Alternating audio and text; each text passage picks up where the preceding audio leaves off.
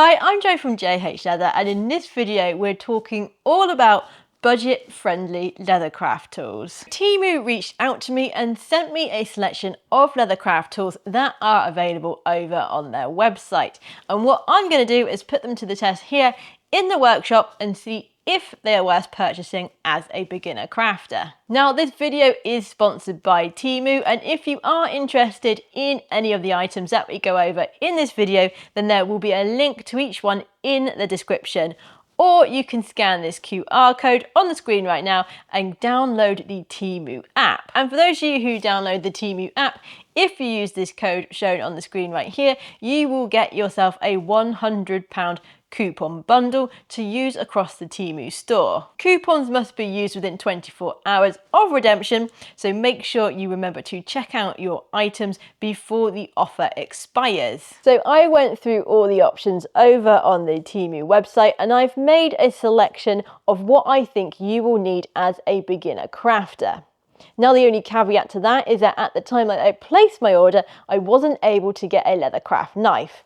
However, since then, there have been some listed over on the website that you can pick up for less than £10. That will be a good item to get you started cutting out the thinner leathers. So what we're going to do is test out what I think are the essential tools you need to get started in Leathercraft, and we'll see how they get on. So one of the first things we're going to want to do with our leather is be able to mark it out. So for that, I've got a scratchel, and it's fair to say this one, it is pretty cheap and nasty looking. That doesn't matter. It doesn't matter what it looks like. It matters if it works. So we've got just some standard veg tan shoulder here. And one thing I'm going to say straight away, it is incredibly sharp. So if it was me and I was using it as a scratchel to mark it out, I would first blunt the end. So we'll use it to start with and see how that looks. And you can see that's really marked our leather, which isn't really what you want from a scratchel. You want it to like mark it, but not scratch it up like what this one's done. So that is fixable. Let me just get some sandpaper. Okay, so I have blunted this down now, so it is now much more round and it's not going to actually like scratch into our leather. So we'll do another little test here. That's much better, and you can see the difference. So this was before with it being really sharp. You can see that it's quite raised here. This isn't ideal. However, now that has marked it, it's just dented into it and it's not damaged the surface of our leather. And now, while it might not be the most beautiful of tools, it is definitely usable after a little bit of work because it was way too sharp to start with. Okay, so next on our list is a metal ruler. Now, I like to go for metal ones because they last longer and you can use them in conjunction with using something like a knife and it's not going to get damaged. So the one we've got here is just a standard 30 centimeter or 12-inch ruler, and it is the same on both sides. So you can't really go wrong with this. It's just a metal ruler. It does what it says. It measures things. So next up we have the divider. Now, I use these for all like marking out when it comes to doing my stitch lines, as well as making sure my holes are in the middle of straps. So I do use mine quite a lot. So we've got an engineer's one here. So basically this one we're going to adjust through the nut on the side to whatever width you require. So on this tool that I've got, it's a little bit stiff, the screw mechanisms, but I reckon with a little bit of oil we can rectify that. And yes, already that's feeling much better, but it wasn't like you couldn't open it before. This is just, it feels much nicer with a tiny bit of multi-purpose oil there. Now, the points on this, again, they are quite sharp and I would blunt these before using them. At the moment, with them being how they are, you know, potentially going to actually damage your leather work, which if you accidentally mark out in the wrong place is not ideal. They're not too bad though. They're not as bad as the scratch all from earlier.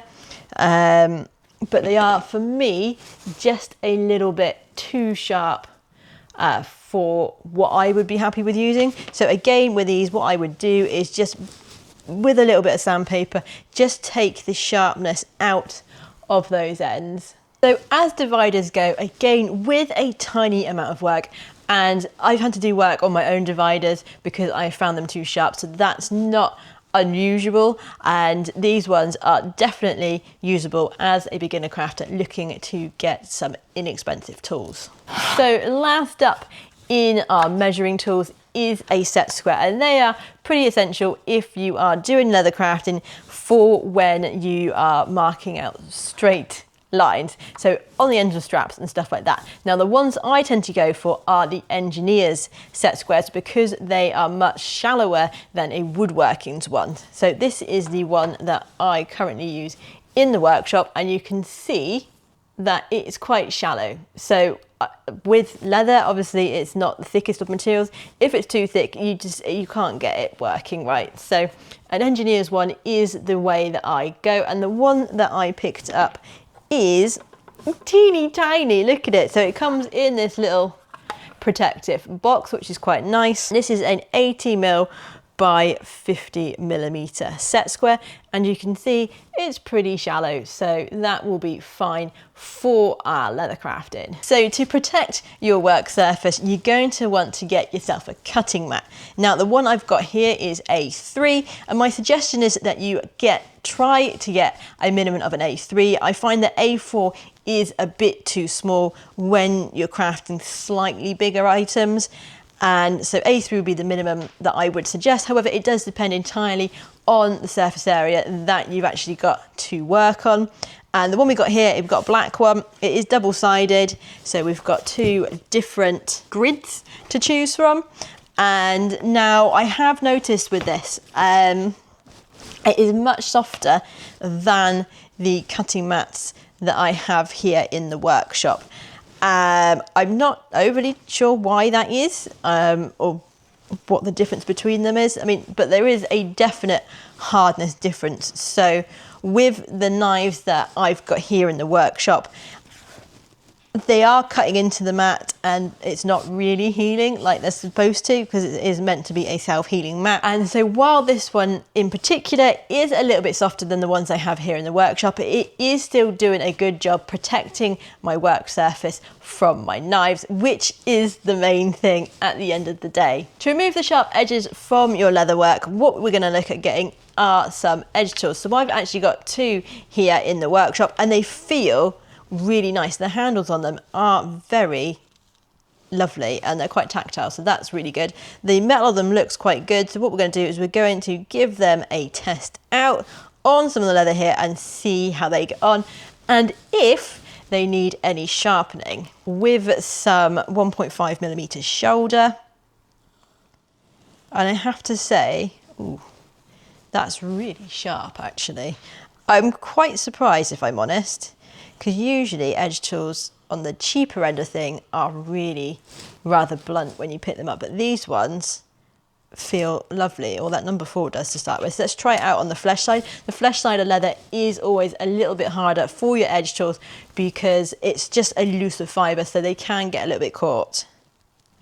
So let's see how we get on. And you can hear the difference. Well, you might not be able to hear the difference. I can hear the difference, but that is to be expected on the flesh side. Like I said, the fibres are looser, so it can catch the edge tool. But to be fair, that's not bad. Okay, so we'll also try the number 3 now. Ooh, this one's, ooh, that one's a bit harder. Sounds like this one has a burr. Right, hang on, let me just, so you can hear this.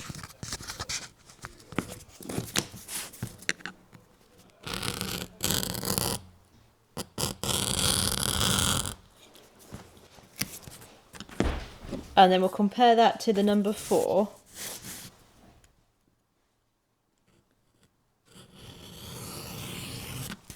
So the number 4 straight out the box is working brilliantly. Like I said, this one, the number 3, is working well. There is a small burr, which is what was causing the noise and making it a bit harder to push through our leather. However, that's not a deal breaker. You can sharpen that out pretty easily. And I have an entire video on sharpening edge tools, which I will link in the description and at the end of this video. Next up, we have got some snips. Now, all we're going to really use these for is basically cutting our thread when we are doing our stitching. So they've got one job, and let's see.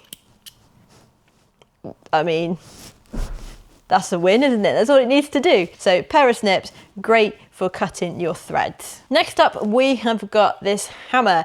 Now, I've gone for a polymer one, and it is actually quite weighty for the size of it. It's not as heavy as my big one that I have, but I'm not expecting it to, given the price of this one. Now, for most of my beginner crafting, up until very recently, I was actually using a carpenter's wooden mallet, and this did get me through. However, I feel something like this is actually probably a better one to get started with, because if you have a look at the ends of my hammer, they are pretty deformed from being beaten over the years with my tools. So we're going to test this out using my own pricking irons on some leather here, and as you can see, it hits things fine, which is the main objective. Now, like I said, it is quite a bit lighter than the one that I have here, and chances are you might even be able to find some heavier options on the Temu website, but this one for a beginner is going to be fine to get you started. Okay, so when we are doing our leather crafting, we are going to need to be able to mark out for our stitch marks, and I've got 2 different types of stitch marks that I got from the website, and I have to say the first one is a bit disappointing. Now, I'm going to take this as a transport issue because the teeth, every single iron has got a wonky tooth, which is not what you want when you are doing your stitch marking, especially on this longer tooth here. That is so bent. So I'm not sure, I can't tell if that's came out of the factory like that and it got sent regardless, or if it got damaged in transport. So that's not ideal, and that's not a good start for this part of our test. I mean, looking at the rest of it, the rest of the iron, it looks fine. Like, it's a very lightweight iron. If I compare it to the other lightweight irons that I've got here, they do feel very similar.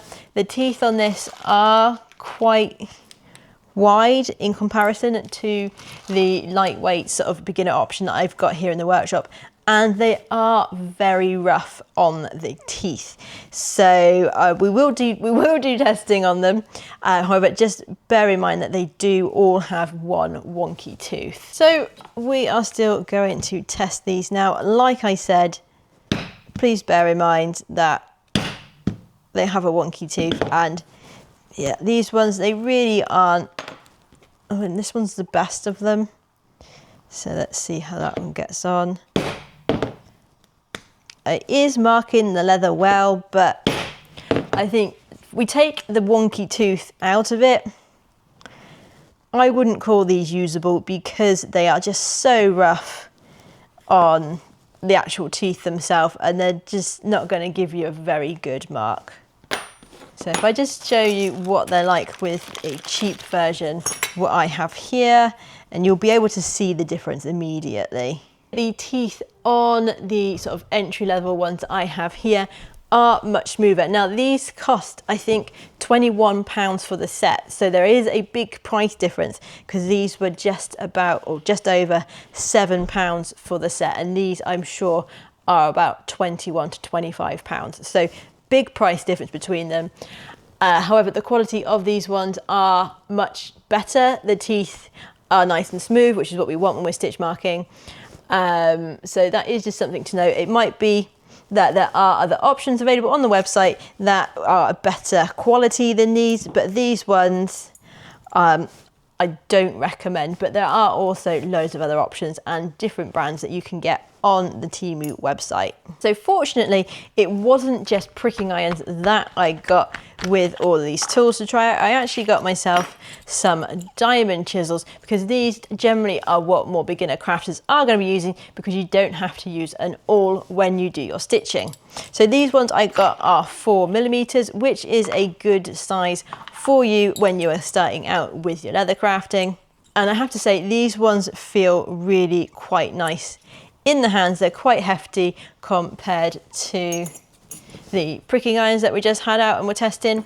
And the great thing about these is that they were sent in a protective box. So these ones are not damaged in the slightest and are actually in very good condition. They've got nice smooth teeth, which again is a benefit, as we saw in the other ones. That's not good. If you've got rough teeth on your pricking irons, they're just going to get stuck in your leather, and that's not what you want. So let's try these out.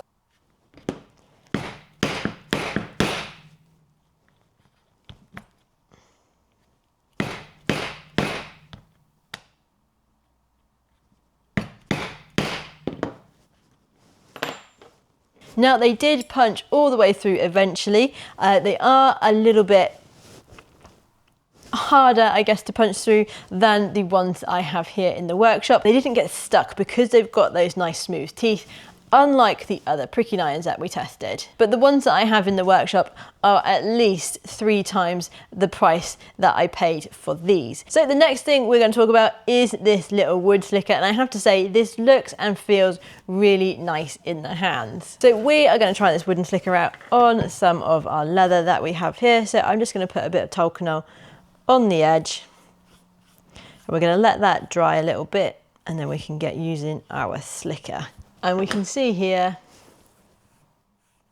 we've got a nice, smooth and shiny edge. So this slicker, like I said, it feels really nice in the hands, and it's not overly big, unlike some of the other slickers that you can get. So these essential Leathercraft tools came to the grand total of £51.90, which is relatively inexpensive for those of you looking to get started in the craft. Now, I also got a few optional extras that aren't essential, however, I do think that they will help you in your crafting. So the first of our optional extras is this creasing iron. So this is a fixed creasing iron that we have here, and this one is fixed at 2mm. Now, for the majority of the time, my screw crease is set between 1.5 and 2mm, so I thought this would be a very good option for those of you getting started in the craft. Now, in general, when you are using a creasing iron, you're going to want that heated up, but for this test, we're just going to use it cold just to see what results we get. Okay, so that tool is very sharp for what it's supposed to be doing. So I just tested it out on this bit here, and you can see it's actually cut into my leather. I was struggling to stay on the lines a bit, and it's sort of come off in a few places. Yeah, this is not ideal as it is. I reckon with a bit of sanding you could probably get that better, so we'll give that a go and see if we can make this tool usable. That's better. That's much better. It's not cutting our leather now, which is good. Still struggling to stay on the edge there, but that's much better than what it was, and it's definitely not cutting into it, which was a big problem. So I think if it was me and this was mine, I would work on it a little bit more just to get the edges a little bit more rounder than what they are. So as it is, not ideal, but you could work around if you want to put the time in. Now, as we move on to sort of the punches side of things, what we're going to want is some sort of protection for our tools, and so that I've got in the form of a punching mat. So this is just a thick bit of plastic that we can use for that. Now, if you've seen my videos in the past, I'm using a very healthy bit of lead, which is great for deadening the punching, so they're not going to jump around. However, it's lead, so not ideal really. So I'm quite interested to see how this mat performs, and we're going to test it out using a number of different punches, and we're going to be using our hammer that we also got from Temu. To start with, we are going to use some of the diamond irons that I have here in the workshop, and we're going to punch that all the way through our leather and see how we get on. Okay, that's not gone all the way through yet. There we go. So for the most part, with our little iron here, it is doing a good job deadening the sort of vibrations, which is a good sign, and we are stitch marking all the way through on that. So I would say for the stitch marking, it's really doing its job, which is important. So let's move on to something a bit more difficult. All right, we are going to go with a number 36 crew. Wow, that does not want to go through.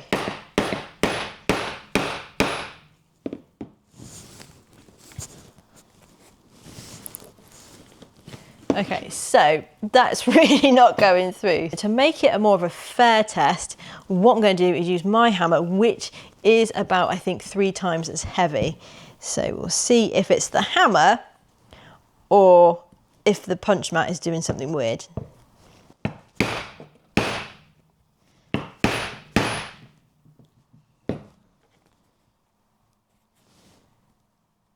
I expected that to go through, so let's do a test again with this fella. Same crew punch, same leather, my hammer. And that's gone all the way through. So that's, I wasn't expecting that.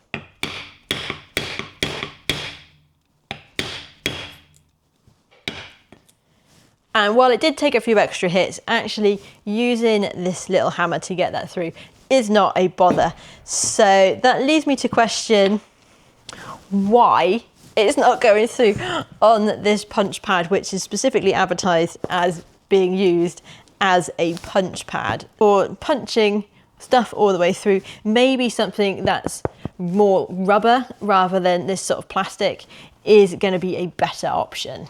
So next up is this little Edgeruffer. Now this looks exactly the same as my one here in the workshop, so I'm guessing they're from the same manufacturer, and yes, it scruffs.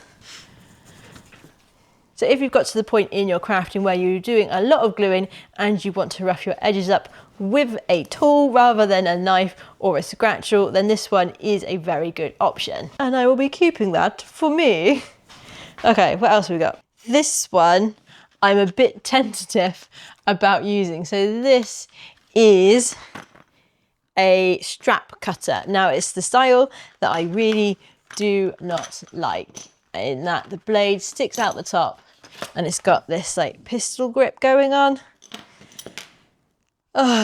Not for me. All right, let's see if we can get this up. It doesn't come with any instructions. Okay, so I've got the draw gauge set up now. So we've got the little spacer in the top here, which goes on top of the blade. Oh, sorry, on top of the ruler measuring gauge. And then we've got our knife sat in the end here. So we've got the little stopper here, which is what the bolt is screwing into. So that is properly solid. I will say that is solid. However, this is the issue that I have with these, because this blade is exposed. I really don't like that, but we are going to cut a strap and see how we get on. And yeah, hopefully I'll keep all my fingers. I really don't want to use it. Okay, right, let's do this. So the hardest part of cutting any strap is the first bit. I really like my hands. I don't want them to be cut. So it is getting there slowly in, but that's not what you want really from a strap cutter. My suggestion would be to get one of the more traditional styles of strap cutter. Although it is cutting this fine, it's just the proximity of the blade to your fingers is quite frankly scary. I mean, I'm not helping myself by using just this little piece of strap here. It probably would be easier if you had a longer piece of strap, so you could sort of, you know, pull towards yourself rather than I'm pushing the leather through here. But I mean, it is cutting it, but one slip of the hand and whoop, you're going into that knife blade. Okay, so straps cut, I've kept on my fingers. The tool itself is absolutely fine. There's nothing wrong with it. I'm pretty sure, you know, this is gonna be, it's gonna cut your straps like we've seen here. It cut my bridle butt quite well, considering I sort of hampered myself by using a short bit of strap rather than cutting from the hide, and sort of pushing the leather through rather than drawing the gauge through. However, this tool is absolutely terrifying and I will not be using this in the workshop. If you want a strap cutter, look for one like this. You'll get interchangeable blades that go in the end, so when you need to change them, you can do. Okay, so we've also got ourselves a stitch groove. Now, I use a stitch groove every now and again here in the workshop if I am doing something like a gusset and I want to use this in conjunction with my French shave to sort of just thin the edges of the gusset, but you can also use it for stuff like stitch grooving, where you cut your groove and then put your stitching in that groove. So it's quite easy to set up. This one feels all right. It's quite cheap. So we've got your standard stitch groove end, which is currently in it. And then we've got a couple of different ends with it. So these three all look to be edge tools in different sizes. And then we've also got this one here, which would be if you wanted to add a crease line to your work, you would use something like that. And then you've got the little Allen key, which is what you would use to change the tool ends. So this is with the sort of your standard stitch groove end. Okay, I thought that might happen. I might have to use a bigger bit of leather, hang on. Okay, so it does groove, however, I'll show you what the problem is. This guide, so if we have a look at this guide, you can see that's pretty hefty, but it's also square. Whereas if you look at my one here, that it's tapered down and it is quite a lot smaller. Because this one's so chunky and so long, it's causing issues. So like I said, it does cut with this this thicker leather. I don't think you'd cut anything much thinner than that. To change it, you loosen this little Allen key here and just change the tips out. So let's see how this performs. I'm quite surprised actually. I didn't think it was going to work that well. Yeah, actually, to be fair, as an edge tool, that's not too bad. But as a stitch groove, because of this guide, it's pretty useless. So the next two items go hand in hand in the form of a stitching pony and a diamond stitching awl. Now obviously both of these are used for stitching, and the stitching pony is a brilliant addition to your sort of tools in the workshop because it allows you to have your hands free when you are doing your stitching. Now this one here that we've got has this little lever which opens and closes the jaw, so you can put your leather work in and then pull down on the lever, and that's nice and solid. Now I do feel that this could be a little bit tighter, although with this leather it's not too bad. I feel that with something thinner it could be a little bit loose, and I feel that there is this bolt here. I reckon if you just tightened that up, that would tighten up the whole sort of your stitching pony and allow for you to have smaller and thinner things in there. Okay, so with the design of the stitching pony, you can actually sit on it. So this length goes underneath one of your legs, so you've got it nice and secure on the chair that you're sitting on. Now, I've got a really padded one, so it's not really ideal for this.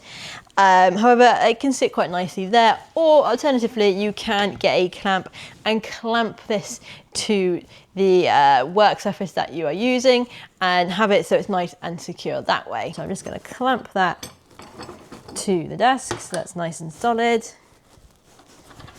So that's not going to go anywhere. And then with our awl, let's get this in the right place. Hopefully we're going to be able to make our stitching holes. Ooh, that came through quite quickly. So to be fair, it is actually going through the leather, which is more than what I thought it would. So this awl, it's quite hefty, I'm going to say. It's quite a big awl, so if you were doing smaller stitching, you would need to either get a smaller one or do a little bit of work to get that so it is making your holes a bit smaller, because it is leaving quite big stitch holes there. But I am quite surprised, I'm presently surprised actually, that it is going all the way through, because this is, I think it's about a 3mm piece of shoulder. So what we'll do, we'll give it, see how it works on some bridle butts. So haven't got any stitch marks in it, but that doesn't matter. We don't need them to test this. So that's in now. And oh, to be fair, that's actually going through quite well. Surprised by that. But yeah, like I said, it is even quite big holes, so not so ideal. However, you could get a smaller one. I believe they come in smaller sizes. Yeah, this is a medium. Maybe a small option would have been the best one for us. Or you can sort of work on sort of shaping the awl blade yourself.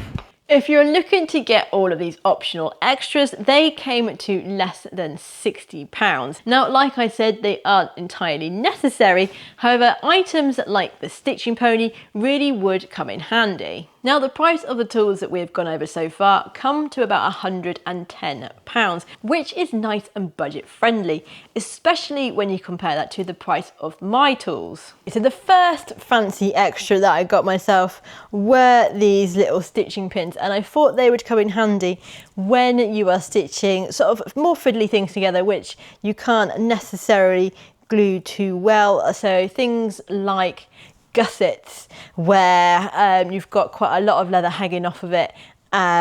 Using one of these would be quite a good idea, and if you've got other small pieces, then I think having something like this will be quite a handy little tool to have, instead of using sort of some bulldog clips, for example. So yeah, I mean, you just basically, you pull the end off, put that through your leather, and then you can pop the end back on, and that's going to stay there nice and secure. So they come in a pack of 4, which is a bit of a shame really, because most of the time you're going to need more than 4, but I only got 1 pack of 4. But I will be using these and testing them out more thoroughly in the workshop. But I think, I mean, they seem to be quite well made. They look, you know, like they'll do the job. So yeah, just a little fancy extra that I wanted to try out, and I do feel that I would actually make quite a lot of use of these. So next up, I got myself a unnecessarily fancy heavy duty pair of snips. All they do is cut thread. However, the ones I've had in the workshop for a while are quite old, and I thought, why not treat myself? Because I do use these all the time for cutting my threads, and these are so sharp. They come with a little plastic cap. I don't think I'll be making much use of that, but yeah. So you don't need to get a fancy pair like this. This is just something that I thought I would like to try out, because the ones that I've had for so long. I've had them probably since the beginning. So that's like almost 16 years now. And they're getting a bit tired. They're not so great. They've not cut that once. Whereas this new pair, whoop. So yes, so my old tired faithful snips can be put to rest, and I'm just wanting to try these out. They're really nice actually. They feel really well made. They're quite hefty, and yeah, pretty pleased with those. So the final item on the list of the fancy extras is the strap end cutters. Now, I cut all of my strap ends by hand. However, I have seen these online and I do know that some people do use them. So I thought it would be quite interesting to give these a try. So this comes in a set with 3 different designs. So you've got your egg point, my favorite, and you've got a bridle point. And you've also got a round end, which, whoop, I wouldn't necessarily use it, but that's because I don't really like it. So they come in a set and you get 6 different sizes of each of the ends. Now, I've got these ones out and they're covered in an oil, but it's really sticky and really, not very nice to touch on the fingers. What matters is, does it cut? Do we get the results that we're after, or is it just better to hand cut your points? One thing that I feel is a bit of an issue potentially with these is that you want your strap to sort of fit inside it and just have the end punch, because otherwise it's going to go into your strap, especially if, like me, you didn't get that very straight on. So I feel like maybe you got to like just widen the ends of the knife a bit so they're either side, and then go from there.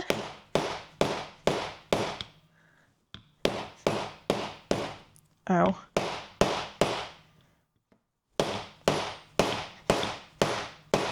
Oh, we're through. It's not the worst result. I would still clean it up. We've got little bits here and here on the shoulders. But it is actually a very clean cut. Like I said, you need to like sharpen it up a little bit with your knife, but that's not as bad as what I thought it was. And that's going through the bridle butt. Now what we'll do is we'll do another one with the other knife. What size do I want? That one, I think. So again, what I'm going to do is just have it so the knife sits either side of the edge of the strap, and then I'm going to try with my hammer because this one's quite small. If we have a look, my hammer has got a bit more real estate and it is a bit heftier. So let's see if we get a better result with that.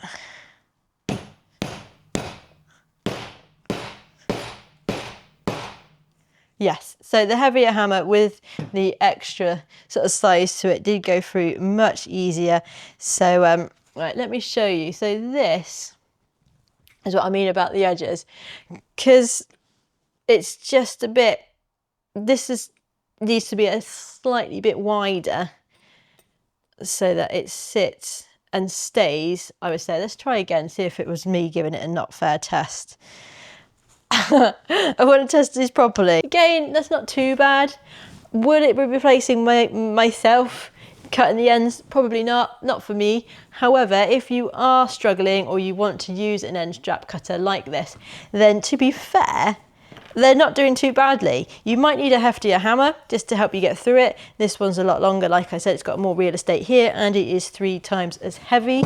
However, you can cut bridle butts, which is really good. So anything thinner than that is going to be much easier to actually cut. So in conclusion, as a beginner looking to get into the craft and not wanting to break the bank, then Temu is a great option to source some inexpensive tools. As you have seen in the video, not all of them are great. However, you can find some real gems and some of them are going to be making their way into my own toolkit and for use on my one-to-one workshops. As I said earlier in this video, links to all these tools will be in the description, or you can scan the QR code on the screen right now to download the Temu app, where if you use this code, you can get a £100 coupon bundle. Now, if you enjoyed this video and would like to see more like this, please let me know down in the comments and I shall see you in the next video.